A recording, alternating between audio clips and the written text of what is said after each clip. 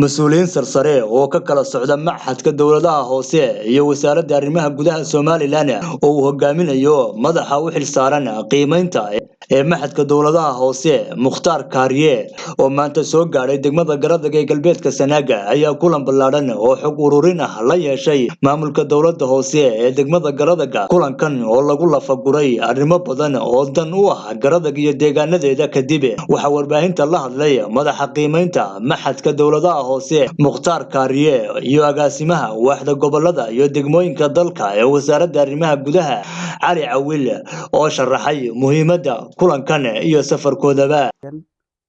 kolley horta barnaamijkan aan wadnaa waa barnaamij xog ururin ah oo qiimeyn ah waxaana la yidhahaa district capacity assessment oo had iyo jeer shaqooyinka dowladaha hoose iyo social needska kale ee degmada hoos imanaya. marka qiimeyntaas iyo xog wareysigaas iyo assessmentiga aanu sameynay si fiican baanu aan uga wada shaqeynay wayna noo dhamaatay. waxaan insha allahu tacaala ilaahay ka rajaynaynaa guul degmadana wax badan ay iska bedelaan ay noqoto degmo runtii horumar badan iyo iskaashi badan runtii ku tallaabsata.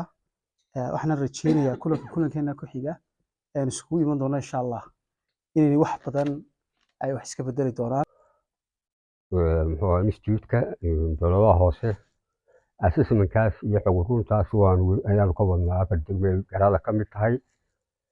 runtiina si wanaagsan baynu ugu dhacday waxaanaanu rajaynaynaa inay ku guuleysan doonto wixii muxuu assessment-ka wixii uga soo baxa. Garadaghna waa deegaanadii la bixiyay 64 xaq baana u leedahay wax kasta oo maanta waddanka ka socda inay hesho. waana rajaynayaa haddii alla ka dhigo inay dhowaan wax badan heli doontaan. idinkana waxaa laydinka rabaa tacab fara badan iyo shaqo fara badan iyo wax soo saar fara badan si ay isla jaan qaado oo degmadu heerkan ay maanta taagantay jawgeedu u bedelmo. waxaanoo idinka ballan qaadaynaa anagu inaan xogta aanu ururinay wasiirkii arrimaha gudaha horta ka saari doono isaguna oo si wanaagsan ugu gudbin doono meelihii ay u qusaysay. haddii alla ka dhigo waydan daba joogi doontaan dhammaan arrimaha aanu idinka qornay. inaad idinkuna seexataan maaha haysoo dhanna waa laidiin maqan yahay laakiin waa ina had iyo gooraale ka war haysaan wixii jira. waxaan leeyahay Garadagh maaha tuulooyinkii imika la bixiyay waa degmo qadiimiya. degmada qadiimigana waxaan jecelahay in wixii baahideeda ah meel kastoo ku xiran tahay laga soo daboolo. waxaa sidoo kale halkaasi ka hadlay maayirka degmada Garadagh Dr. Cabdullaahi Suleymaan Boobe oo isna dhankiisa hoga tusaaleeyay arrimaha ay ka wada hadleen saraakiishan ay kulanka la qaateen. soo dhaweynay dowladda hoose degmada Garadagh qolo ka socota maxadka dowladaha hoose ee dalka iyo wasaaradda arrimaha gudaha oo iyadana uu nagala joogo Cali. runtii waxaan leeyahay tiimka soo dhawaada ku soo dhawaada degmada Garadagh.